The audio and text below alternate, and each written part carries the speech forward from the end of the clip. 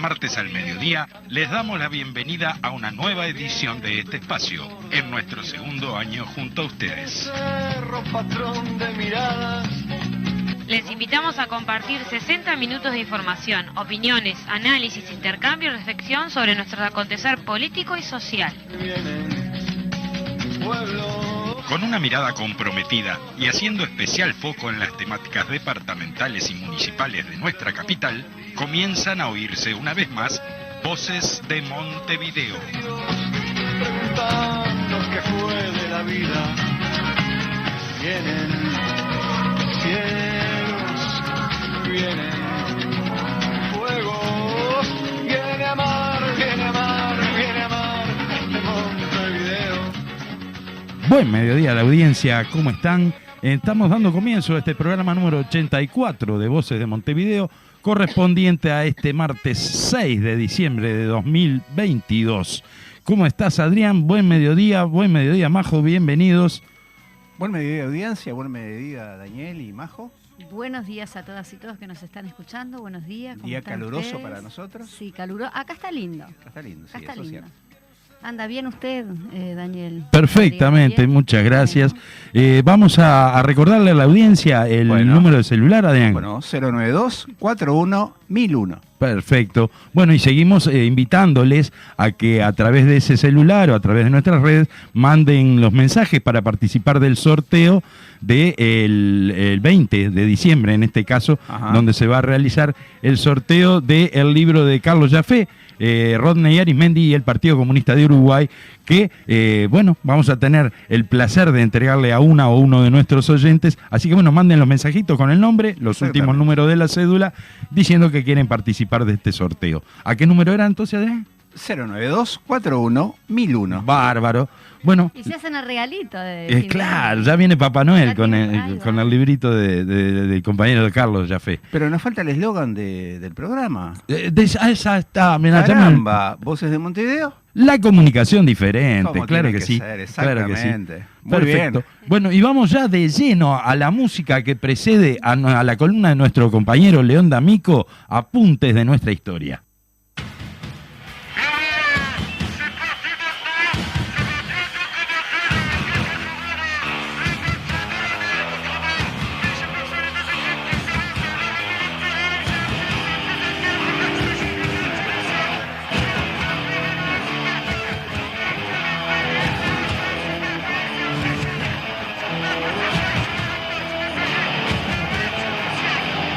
Devenir champion du monde de football.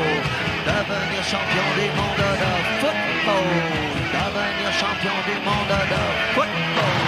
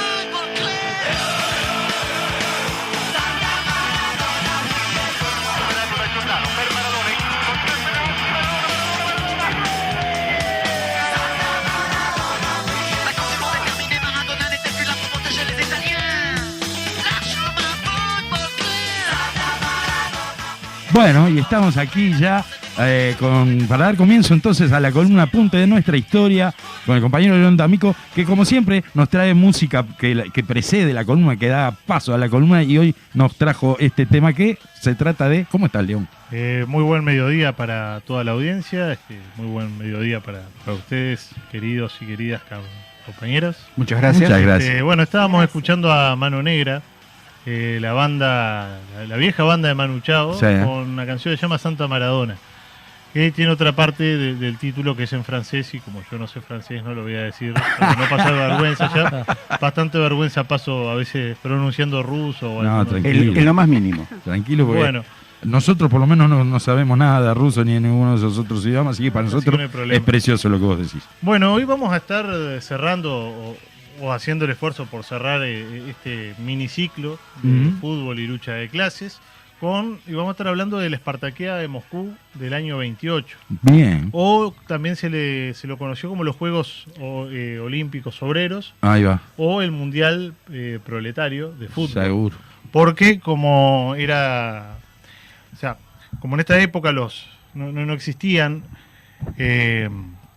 mundiales de fútbol como los que conocemos hoy, se consideraba, ¿se acuerdan? Sí, las Eh, Olimpiadas, los Juegos Olímpicos eran como competencias campeonatos mundiales mundiales, seguro, de campeonato fútbol. mundial de fútbol. Y en esta cuestión que veíamos en el programa anterior de generar ligas y organizaciones deportivas paralelas a las ya existentes, la Tercera Internacional propone llevar adelante unos Juegos Olímpicos Obreros, que no es la primera experiencia, sino que ya habían existido experiencias anteriores vinculadas a la Segunda Internacional, Claro. y con el quiebre, la generación de la Tercera Internacional, los comunistas llaman a hacer unos Juegos Olímpicos donde esté por encima de todo la unión entre los trabajadores, la unión de los proletarios, por encima de diferencias nacionales o diferencias, y que fuera más allá incluso de los resultados deportivos. Bien. Y bueno, con ese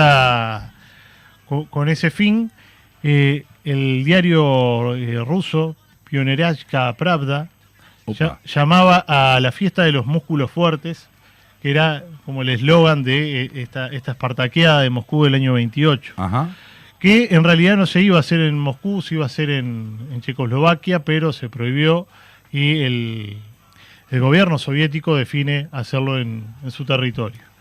Y es así que tenemos en todo el año 28 fuertes campañas en contra de los Juegos Olímpicos de Ámsterdam, llamando a boicotearlos y a participar de las Espartaqueadas de Moscú, llamando a los Bien, obreros claro. a no participar o a no prestarse a estas A las competencias divisiones burguesas, digamos. divisiones chauvinistas, Claro. y donde se exaltaba el patrioterismo frente a la unidad de los obreros, y a participar de estas Espartaqueadas de Moscú. Entonces, esta fuerte campaña en contra de los Juegos de Ámsterdam también se llevaban adelante desde la prensa del Partido Comunista de Uruguay a través de Justicia, y bajo la consigna de la Unión Internacional de los Trabajadores y el aplastamiento del patrioterismo burgués, llamaban a participar a las Espartaqueadas de Perfecto. Moscú. En este sentido, el Partido Comunista define que la Liga Roja de los Deportes Sí. enviara un combinado, un seleccionado, a participar de la competencia futbolística que iba a darse en este evento.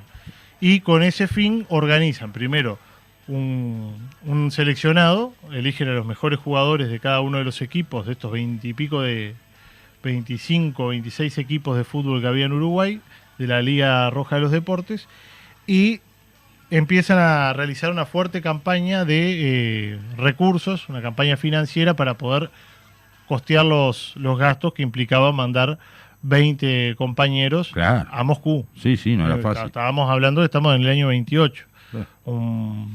Como es un viaje que se hacía en barco, que demoraba un mes y pico, Claro. y que costaba lo suyo. Entonces, con este fin, todo el partido y la liga llaman a todos los obreros a colaborar, y casi que no viajan porque faltando una semana, faltaban 500 pesos para costear los costos del viaje, y finalmente se consigue el dinero restante y los 20 futbolistas viajan hacia Moscú, Bien. siendo la única selección de fútbol de América que viaja a esta competición. Ah, mira, interesante. En esta competición, o sea, podríamos pasar mucho rato hablando sobre las crónicas que hay de cómo fueron despedidos los jugadores en el puerto de Montevideo, de la multitud que acompañó a los futbolistas, Ajá. de las 5 veces que se entonó la Internacional antes de salir, durante el trayecto en lancha hasta el barco, y el júbilo reinante. Qué bueno. Y no sé, está buenísimo. Las crónicas de justicia son maravillosas, pero no nos daría el tiempo. Sí, sin duda. ¿Hay Los algún invitamos. audiovisual de eso, no? No, hay un videíto Ujú. que el profesor de historia Alejandro Sánchez Blanco recuperó, porque yo estoy basándome para esto en un trabajo que se llama Nuestra primera vez en Moscú, que es un artículo que escribió este profesor Alejandro Sánchez Blanco, y dentro de las fuentes que él utiliza hay algunos audiovisuales, hay un pequeño video que supuestamente todos creemos o queremos creer que fue de un partido de la selección de la Liga Roja de los Deportes Uruguaya contra el seleccionado de Ucrania. Mirá. Pero no tenemos tampoco la certeza de que así sea. Ah. Pero no hay mucho registro audiovisual. Hay algunas fotos en justicia con una calidad del año 28, Sí, pero algún registro fotográfico hay. Bueno, la cuestión que estos compañeros del partido viajan a Moscú y según este diario Prefnirovska Pravda, dice que los recibieron más de 20.000 personas. Qué bueno. Y que era como todo un acontecimiento que vinieron seleccionados, Sí, o sea, sí, que fuera... desde acá, de Sudamérica, claro, ¿no? O sea. Los soviéticos lo esperaban con mucha... ¿cómo que se dice? Con mucho entusiasmo. Ansiedad, la sí. llegada de un grupo de uruguayos. Imagínense que... En ese momento, además, en que el 28. recordemos que Uruguay ya había sido campeón olímpico en el 24. Era el campeón americano, sudamericano. Sí, iba a salir ese mismo año también campeón olímpico en Ámsterdam. Claro. Pero además de la importancia futbolística, estamos hablando de que era un país El tema de la DITS. de Sudamérica. Entonces, Sí. yo qué sé, si venía un seleccionado de Argentina o de Brasil, capaz que tenía un poco más de sentido, pero no, fue un equipo uruguayo. Perfecto. En estos Juegos Olímpicos, eran Juegos Olímpicos, competían otros deportes, también participaron deportistas argentinos, pero en fútbol particularmente de América, Uruguay. solamente uruguayos.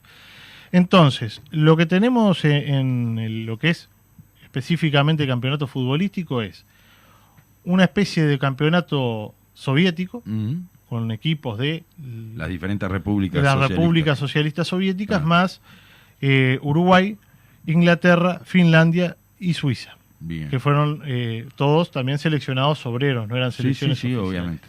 Y acá se da, la vez pasada hablando con una compañera que conoció a César Reyes Daglio, que fue como el coordinador del grupo, que fue a Moscú, que lo conoció allá por los 60, ya muy veterano Reyes Daglio, contaba que cuando llegaron al puerto, los soviéticos los esperaban y pusieron el himno nacional uruguayo. Mirá. Y ellos le decían, no, pero nosotros no cantamos el himno. Claro. Pongan la internacional, decían. Claro, y pensaban que iban a jugar con una camiseta similar a los celeste. colores de la que jugaba Uruguay. Claro. Y se da la particularidad de que en este campeonato los uruguayos jugaron con camiseta roja, con una hoz y un martillo en el pecho. Qué bueno. Le hicieron Y- cambiar de camiseta y a todo el resto de la delegación. el me equipo imagino. de Moscú, que vendría a ser como el equipo oficial, Lo- tuvo que buscar una camiseta Claro, alternativa estaba para ahí. jugar contra los uruguayos, y los uruguayos jugaron con la camiseta con los colores de la bandera del país anfitrión. Claro. Bueno, en cuanto a los resultados, y ya vamos a ir dándole un cierre a la columna, de los resultados deportivos en la prensa no hubo mucho detalle. Hay que ver también que las comunicaciones no eran lo que son hoy. O sea, Sí, claro. por supuesto. ahora ponemos en el celular y sabemos cómo salieron todos los partidos, pero hay solo una noticia de que había... A propósito, están Sí. jugando ahora. ¿Quién? Está jugando. No. España-Marruecos. España-Marruecos. sí. España-Marruecos. Bueno, Porque no sabemos el no, resultado. nos estamos perdiendo un partidazo, se pueden imaginar, ¿no? Sí. España-Marruecos. Está loco. Bueno, pero en cuanto a los resultados de las de espartaqueadas, sí. hablamos. No, de los partidos, Ajá. hay una sola noticia que dice que el equipo de Uruguay perdió 4-1 con el seleccionado de la República Socialista de Ucrania, Mirá. pero después llega el final, el comunicado final de cómo terminó el campeonato, Sí. diciendo que el título decía que Uruguay se había consagrado segundo, Mirá. y después, en el desarrollo de la noticia, en realidad había salido primero el equipo de Moscú, segundo el equipo de la República Socialista Soviética de Ucrania, Claro. y tercero el combinado de la Liga Roja de los Deportes. Ajá. Pero ¿por qué justificaban que en realidad éramos segundos y no terceros? Porque Porque en primer lugar estaba la Unión Soviética, Claro. y tanto Moscú, que era la capital de Rusia, como Ucrania, que Sí, era sí. una república que formaba parte de la Unión Soviética, formaban todos Claro, parte claro, de lo claro. mismo, por Como lo tanto, país, digamos. en primer lugar estaba la Unión Soviética y Claro. en segundo Qué grande, el equipo de la Liga Roja de los Deportes del Uruguay. Mira vos, metimos un segundo. Sea como sea, tenemos... No la dirigí a los... No, sí. Sea como sea, nuestro equipo estuvo en el podio, Seguro. trajo una medalla, pero lo que se hace énfasis en este trabajo, y según las crónicas que Sánchez Blanco toma para su trabajo, Ujú.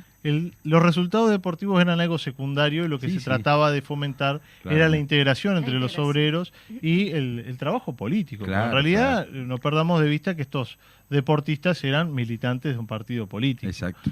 Pero bueno, digo, hay mucho más para hablar, pero vamos a ir dejando por acá, Perfecto. porque si no sería irnos muy lejos, o sea, demorar mucho y quitarle mucho espacio Bueno. al programa. De todas formas fue muy ilustrativo, digo, muy rico conocer estos aspectos que de verdad yo particularmente No, y es algo... poco conocía. Poco digo. se conoce. Y yo no lo conocía hasta hace un Mirá. poco tiempo. Sí, Digo, sí. son cosas muy, muy interesantes, Sí. muy lindas, que se han perdido en el tiempo. Sí, sí. Pero tal bueno, cual. Gracias, recordar León. que ya cuando se jugó el Mundial del 2018, ya una selección uruguaya había participado en un Mundial de fútbol Exactamente. en Moscú.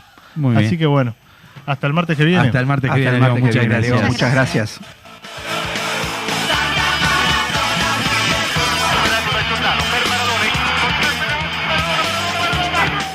Bueno, y ya volvemos al cierre de esta primera parte con las noticias de la mañana, del mediodía de hoy, digámosle así.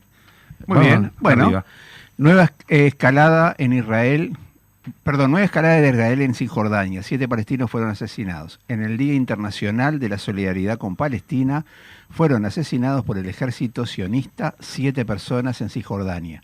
Los hechos, según Agencia de Noticias Palestinas, se produjeron durante el 75 aniversario del Plan de Partición de Naciones Unidas, considerado el responsable de la ocupación de parte del territorio palestino por las fuerzas sionistas. Los nuevos asesinatos significan una escalada en las acciones mortales de las fuerzas militares de ocupación, lo que permite acervar el fracaso histórico del plan de la del organismo internacional.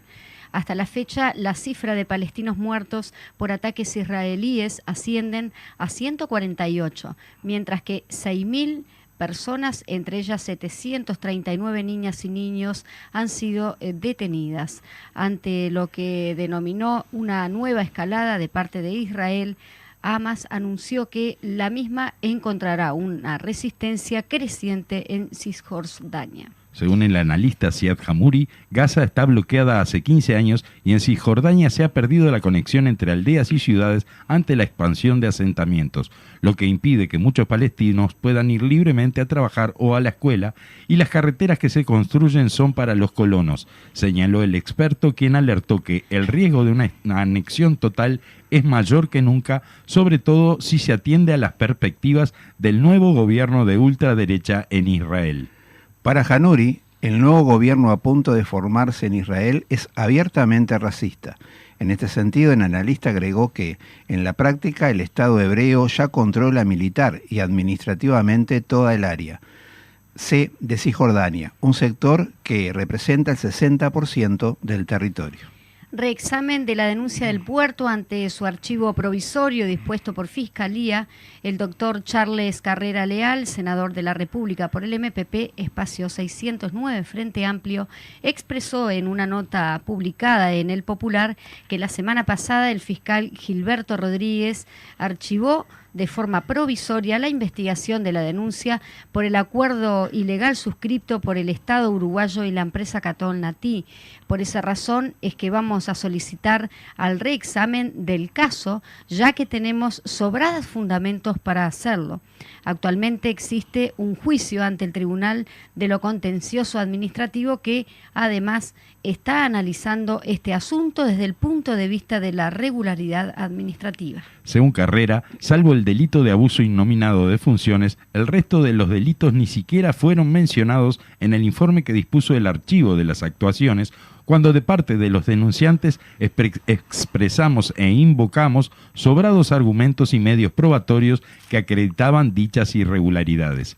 Entendemos que Fiscalía terminó limitando su investigación a analizar un solo aspecto de las irregularidades cometidas por los jerarcas, centrándola fundamentalmente en la actuación del presidente de la Administración Nacional de Puertos, Juan Curbelo. No compartimos que se analice este delito centrándolo en Curbelo, ya que los actos que facilitaron la concreción de las ilicitudes fueron llevadas a cabo en conjunto entre todos los acusados. Algunas de las irregularidades administrativas que ni el fiscal pudo obviar.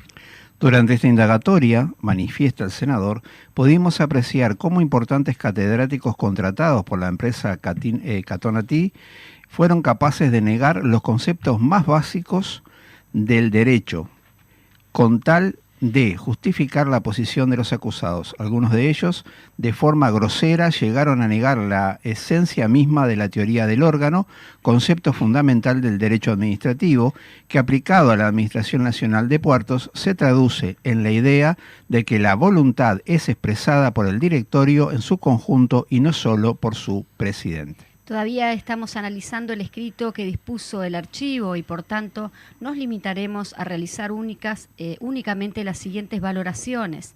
Entendemos que existen sobrados argumentos, pruebas y fundamentos jurídicos para solicitar que otro fiscal revea la decisión de archivo.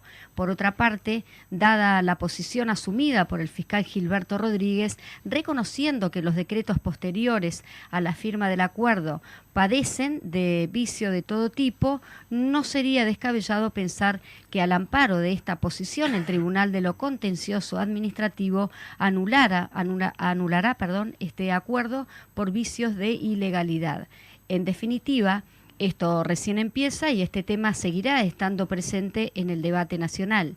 Finalmente, lo que se resuelve en esta instancia ya no dependerá del fiscal Rodríguez, sino del juez penal competente que deberá decidir si se prosigue con esta investigación en manos de un fiscal sustituto.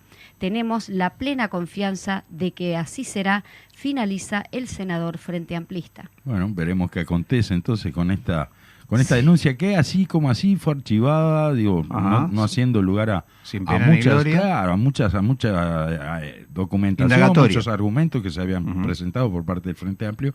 Y bueno, ¿quién habrá resuelto eso? El fiscal Rodríguez, el fiscal Rodríguez decidió archivar esa causa y bueno, ahora lo que se pide justamente es eso, que otro fiscal revea esta situación. Actúe sobre la situación. Bueno, vámonos a la última de las noticias que tenemos para hoy, que es la apertura de nuevos servicios de atención en policlínicas.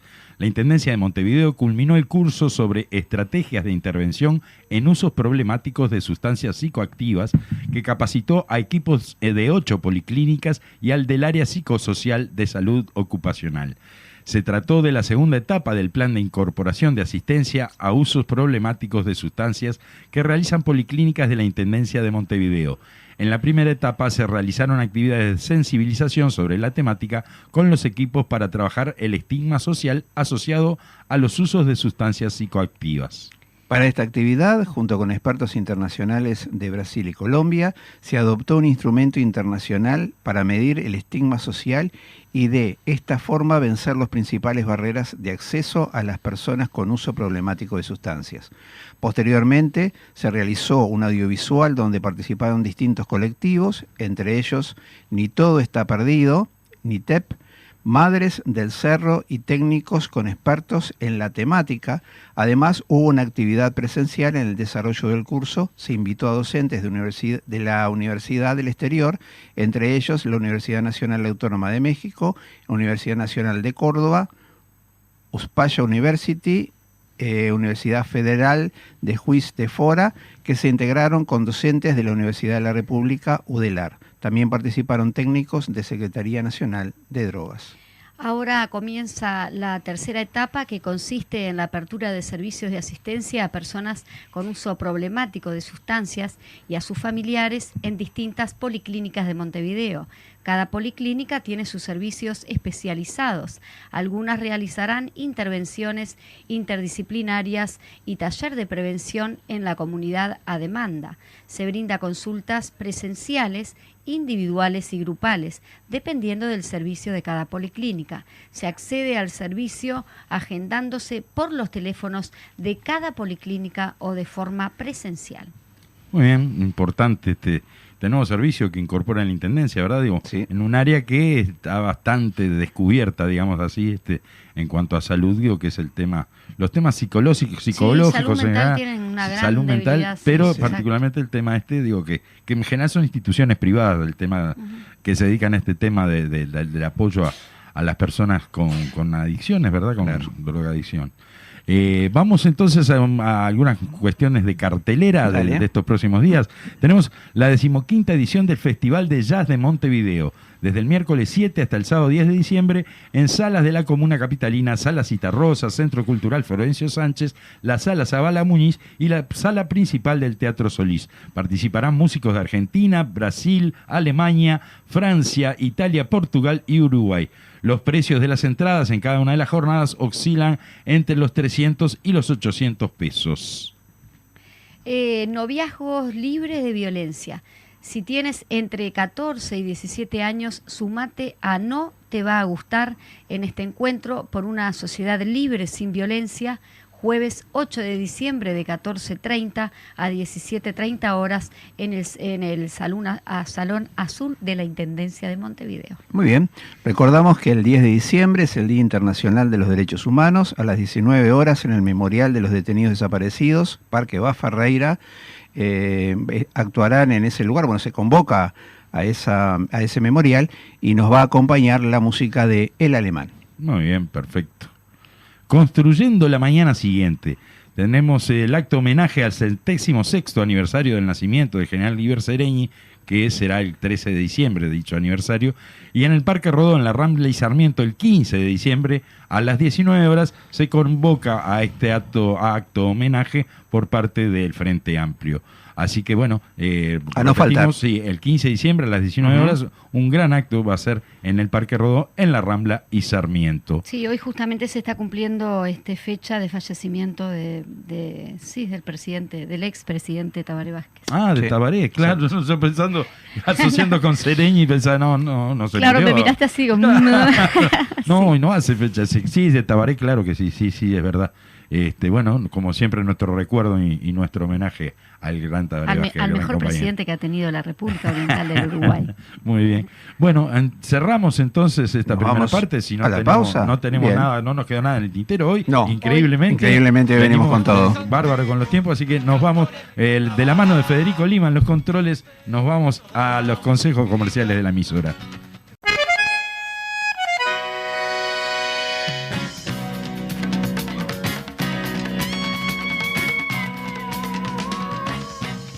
Bueno, y volvemos en la segunda parte de nuestro programa número 84, hoy en Voces de Montevideo, la comunicación diferente.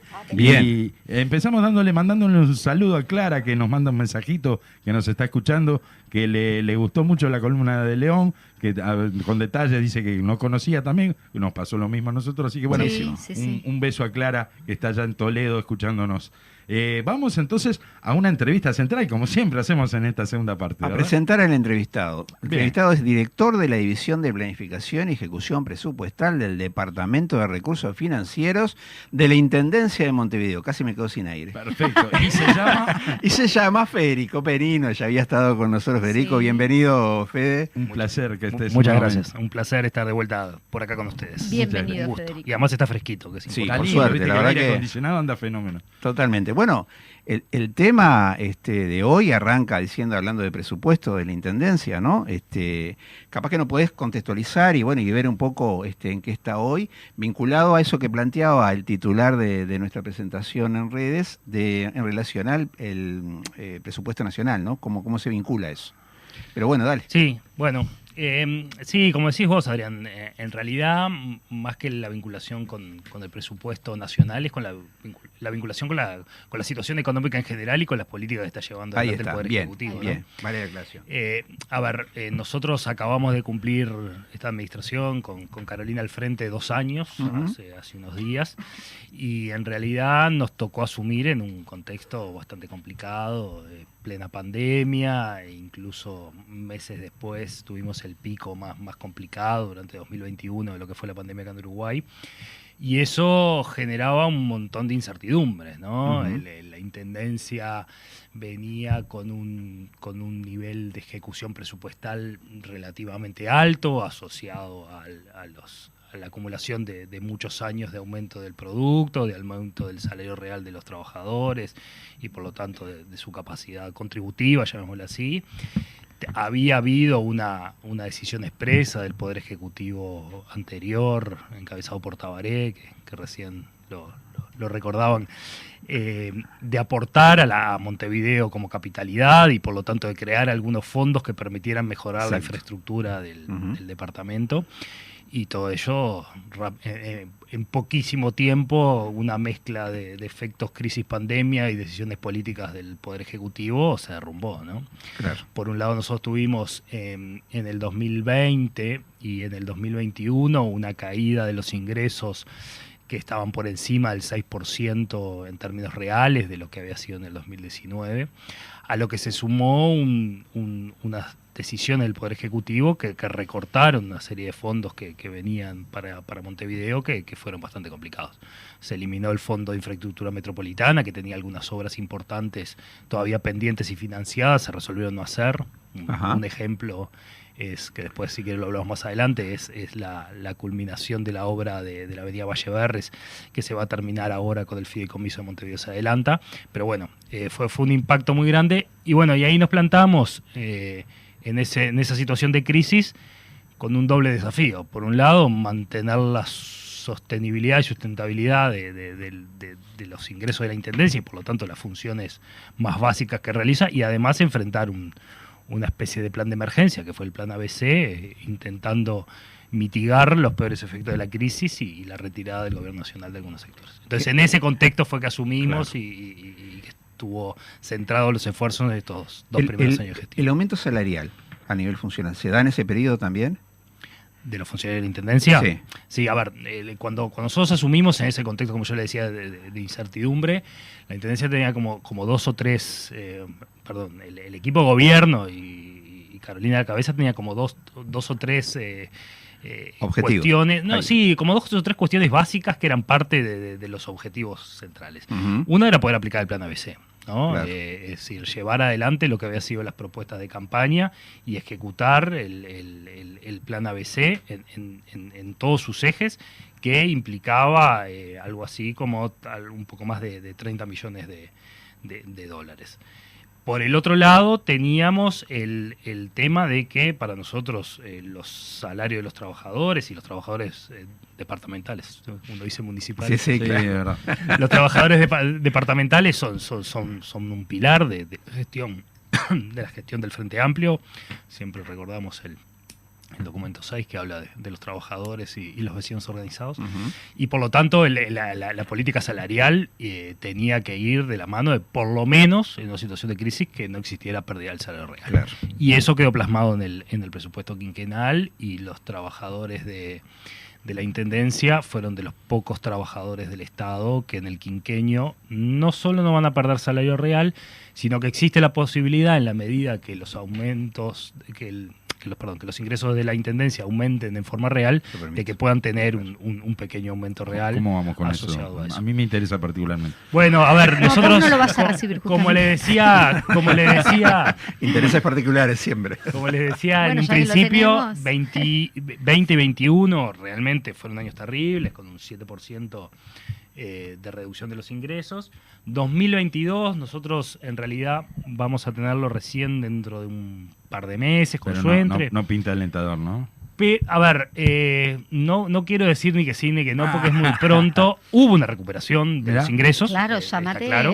contento que por no, lo menos... no sabemos si No, supera el nivel de exactamente. 2019, Todavía claro. no sabemos si va a superar los ingresos del 2019. Pero hubo un aumento de Sí, los con ingresos. respecto a los años pasados, claro. De todas maneras, y me parece que eso es importante y tiene que ver con las definiciones políticas de la Intendencia y presupuestales para sostener, es decir, el aumento de los ingresos de la Intendencia, porque los aumentos de los ingresos de los trabajadores en general y del consumo en general están por debajo de lo que ha sido el crecimiento del producto, ¿no? Es decir, el producto ya el año pasado creció y los salarios reales no crecen. Este año va a crecer cerca del 5% y los salarios van a seguir sin crecer.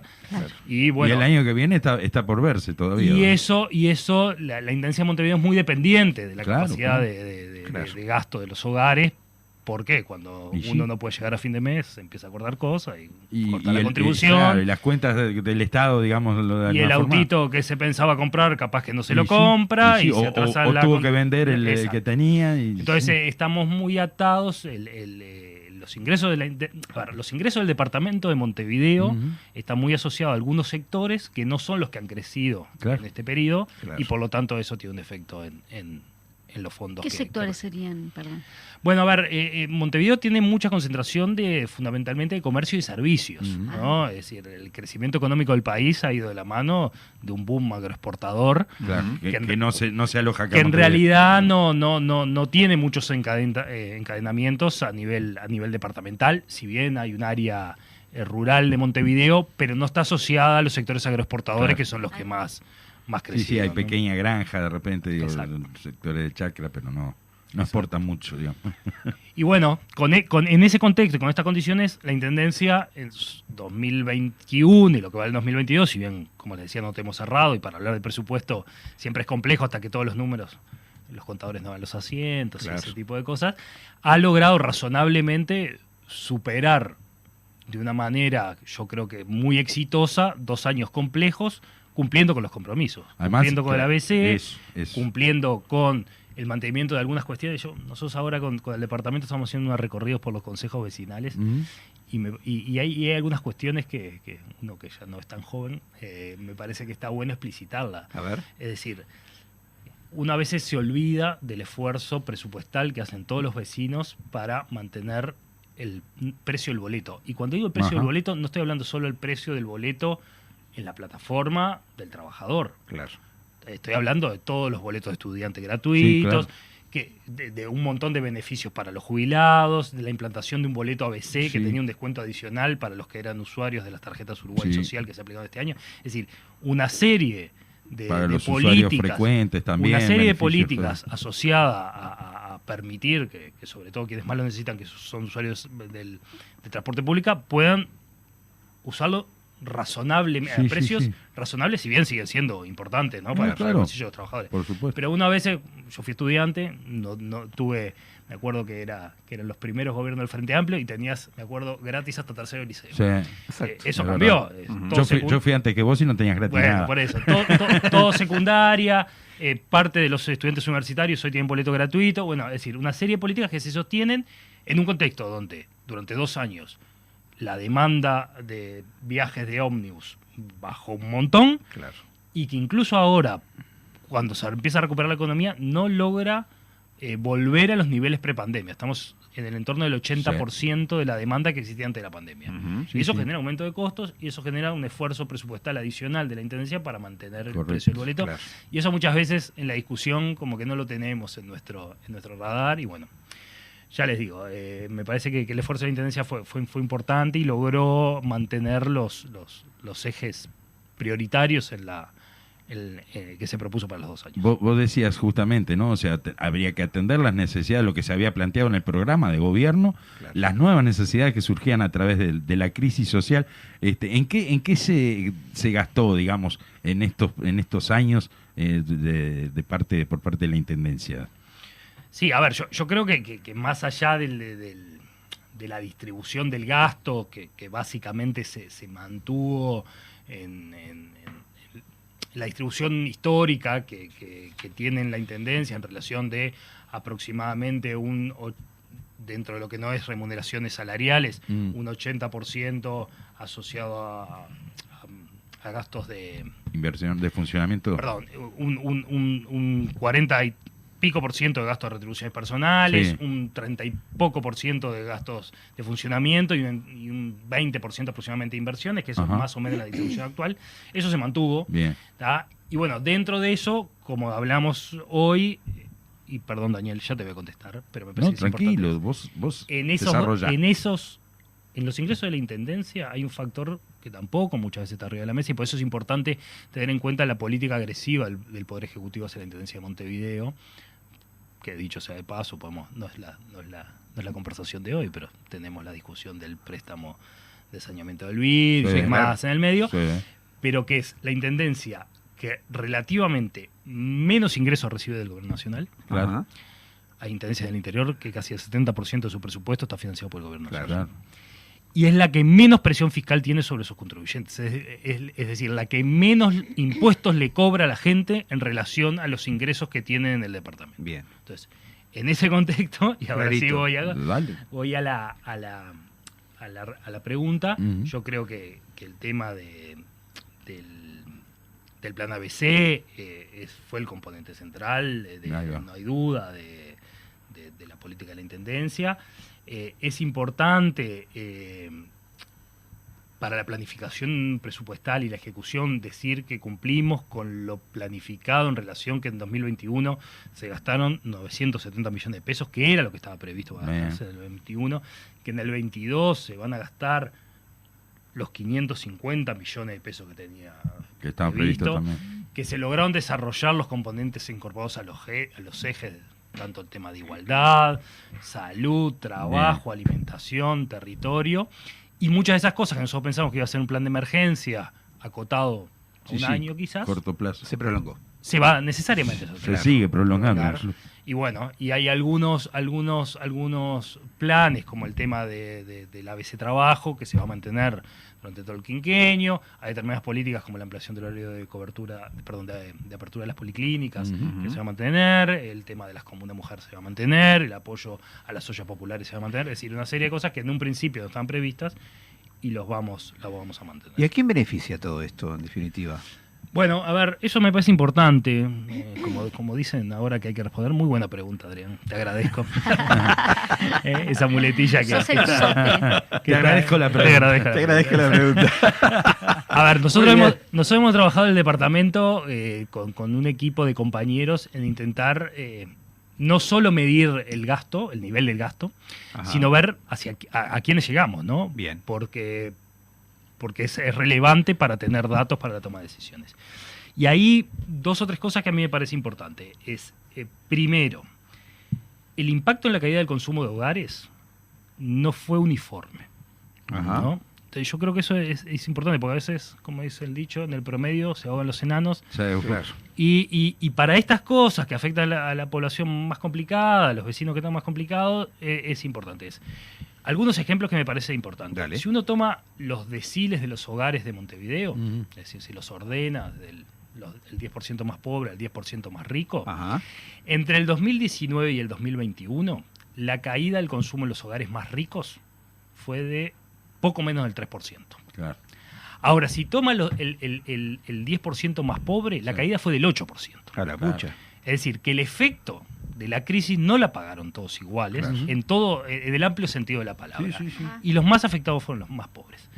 Montevideo tiene una particularidad, que no sé si solo en Montevideo, pero acá se da, es que los sectores más embromados se concentran sobre todo no en las zonas centrales, sino en las zonas periféricas.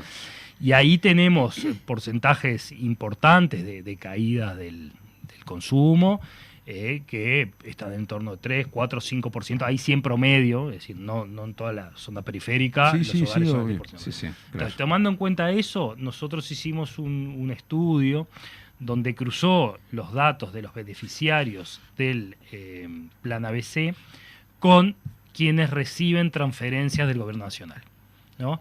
Y ahí pudimos ver que el 90% de los beneficiarios del Plan ABC eran beneficiarios de otros planes otorgados por el Gobierno Nacional. Eso quiere decir que el gasto...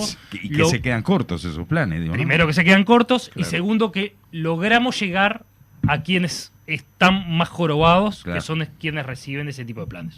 Obviamente, debe quedar gente afuera, se debe tener que mejorar la eficiencia de cosas, pero creo que fuimos relativamente eficientes, que es una palabra que a veces está medio vilipendiada, pero que me parece que hay que reivindicarla de la izquierda, y más con dineros públicos y más con aportes que todos los trabajadores hacen. Logramos direccionar el gasto hacia los sectores que más lo Que se necesitaban. necesita, claro. Y eso para nosotros fue muy bueno. Muy bien, muy bien.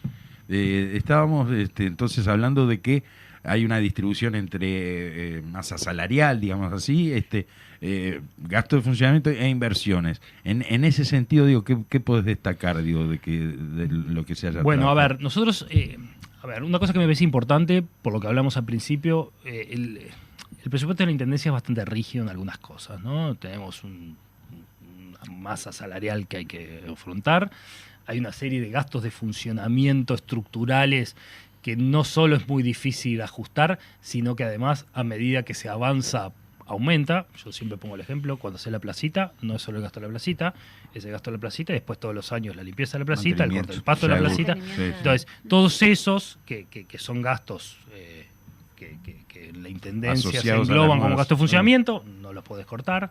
Dentro del gasto de funcionamiento está lo que yo les decía del subsidio del boleto. Más del 10% de todo lo que gasta la Intendencia en funcionamiento e inversiones es el subsidio del boleto. Mirá. Ujú. Y lo que me parece importante es, en un contexto de, no sé llamarlo agresión, pero por lo menos de una política de gobierno nacional, de poner contra las cuerdas Acorralarla. acorralar a la decía- Intendencia de Montevideo, de cortarle no solo las inversiones que estaban previstas, sino las posibilidades de inversión con fondos externos, que la Intendencia hoy, por eso que hablamos al principio, que logramos tener una sostenibilidad razonable y buena de sus ingresos y egresos. Es decir, nosotros redujimos de casi 1.000 millones de pesos, que fue el déficit del año 2020, el año pasado estuvimos cerca de 300 millones, ¿tá? Que sigue siendo un déficit, Sí, pero sí. que en este contexto En el contexto es exacto, digo. muy relevante. Y que tenemos un montón de interesados del sistema financiero para prestarle plata a la Intendencia, porque la Intendencia Ajá. es una organización saludable desde el punto de vista económico financiero y que va a cumplir con su requisito. A pesar de eso, nos bloquearon el préstamo del BID. Exacto. Y bueno, y ahí, como dice Carolina, hay que buscar otras alternativas y no hay que detenerse. Y por lo tanto, teníamos que hacer un salto de inversiones. Para eso, nosotros en el 2023 vamos a concentrar una serie de gastos a través del fideicomiso que nosotros llamamos Montevideo se adelanta, Ahí va. que básicamente es adelantar obra, Ujú. es decir, lo que se estaba planificado hacer 2023, 2024, 2025, a ver si podemos dar un shock de inversión en 23 con un doble efecto. Ahí El va. efecto de la obra para todos, pero además un efecto multiplicador en relación a fuente de trabajo, Claro. a comercio de cercanía, a un montón de elementos que en economía llamamos multiplicadores Sí, sí. y que bueno, que dinamizan sectores y además por donde están radicadas muchas de esas obras, sectores que van a tener un impacto positivo en relación a las obras. Y ahí estamos hablando de casi 50 millones de dólares, ¿tá? Que se van a aplicar el año que viene. Esto con préstamos de corto Del plazo. sistema financiero, Sí, que sí. va a pagar la Intendencia antes que Exacto. termine el periodo de gobierno. Bien. La Intendencia hizo una convocatoria a bancos abierta a través de un fideicomiso que se conformó con Rafisa, que es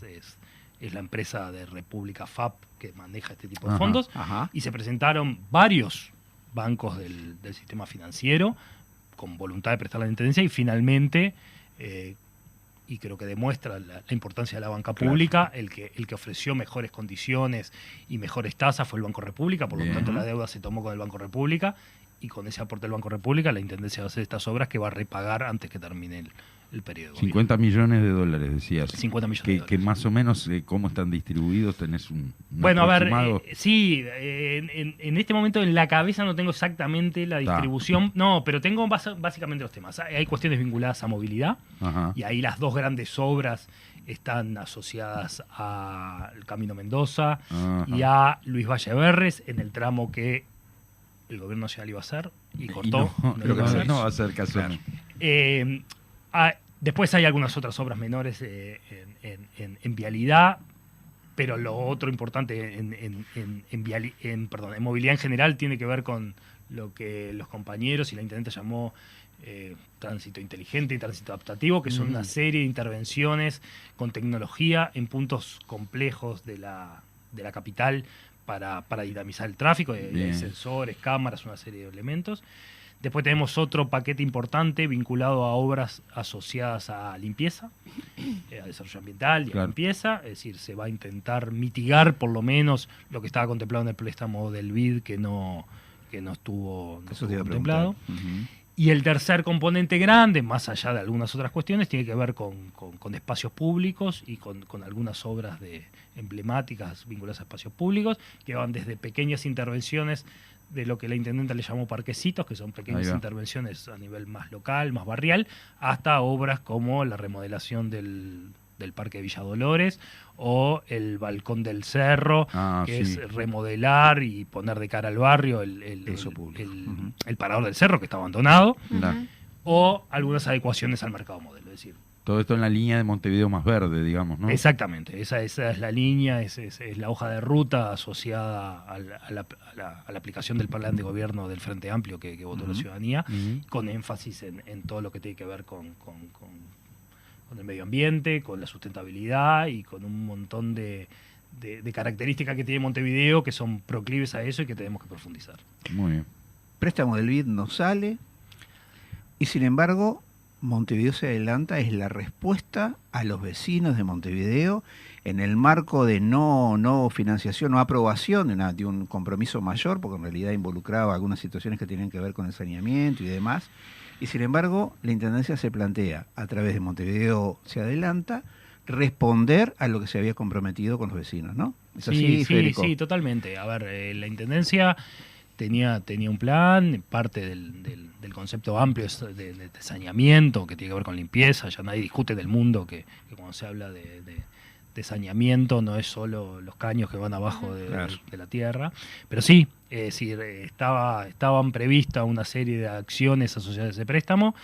El préstamo así como estaba no salió, buscamos alternativas a través del Montevideo se adelanta. Dicho esto, esperemos que salga. Creo que ya estuvo la aprobación del BID, está volviendo para el Uruguay el nuevo préstamo de saneamiento, claro, ahí sí solo que para está caño, asociado ¿no? solo a caño, que a ver, es algo muy relevante y muy relevante para algunos vecinos que lo sufren. Claro, ni que y hablar. que bueno, que eso se va a hacer con un préstamo del BID asociado a saneamiento que también va a pagar la Intendencia con el subflujo. Y que esperemos que tenga la aprobación, como vos decías, ¿no? No debería haber algo. Siempre uno Nunca se puede se sorprender, pero no debería haber ninguna excusa Con en esta este gente caso no se sabe. ¿Tenemos fecha de retorno del BID para Montevideo? Yo tengo entendido que desde el BID, si no vino, está por venir, mirá. y por lo tanto, si no les da, ahora creo que la Junta entra en receso 20 y pico de diciembre, debería, si no entra ahora, debería entrar las primeros meses, semanas, ahí está. del año que viene. ¿Me dejas un punto final? Que creo que estamos Sí, medios... claro, te iba a decir, bueno, perspectiva, te iba a decir, plantearnos. Bueno, está. Tenés 3 minutos y medio. A ver, no, yo creo, como Olvídate. síntesis, pudimos cumplir con lo que estaba planteado en el plan ABC, reformulamos el plan ABC, ahí Carolina lideró mucho eso, de aplicar lo que ella le llama el ABC+, que es profundizar algunos de los proyectos que teníamos, involucrando más a los vecinos. Se renegoció en su momento con los tenedores de bono del Fondo Capital para terminar algunas obras que no estaban incluidas, por ejemplo, la ampliación de disposición final de residuos en Felipe Cardoso con Valle Cepeda. Se mantuvo el poder adquisitivo de los trabajadores, cosa que no es menor. Logramos mantener un resultado que permite la sostenibilidad. Y para el 2023 tenemos un presupuesto que esperemos que sea expansivo, producto del aumento del producto y por lo tanto... Expansivo de mejor recaudación. De mejor recaudación, que nos permite hacer un poco de obras. A esto se va de obra de fondos propios. Se suma el Montevideo se adelanta.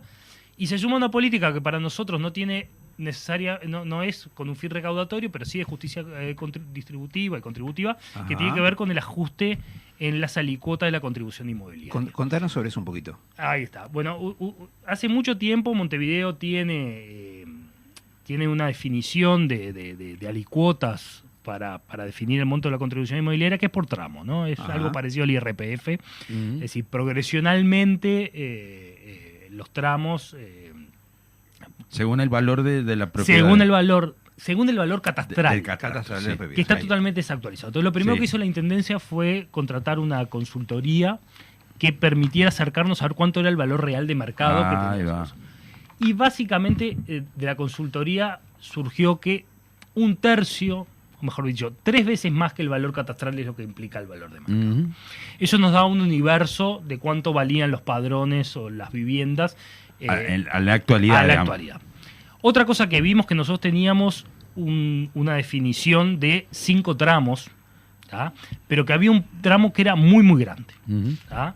El tramo, que era el antiguo tramo 4, implicaba bienes de entre 300 y poco de $1.000 a más de 1 millón y pico. Ajá. Entonces nos parecía que era... Demasiado largo, Claro, digamos. entonces lo que se hizo fue, ese corte. se hizo un corte, se incorporó un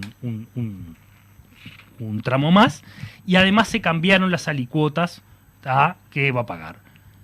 ¿Qué nos va a permitir? Que con un pequeño aumento, ¿tá? En un porcentaje muy menor, que no llega al 10% de los padrones de Montevideo, va a permitir financiar una reducción de la contribución a partir del año 2024 de cerca del más del 50% de los padrones de Montevideo.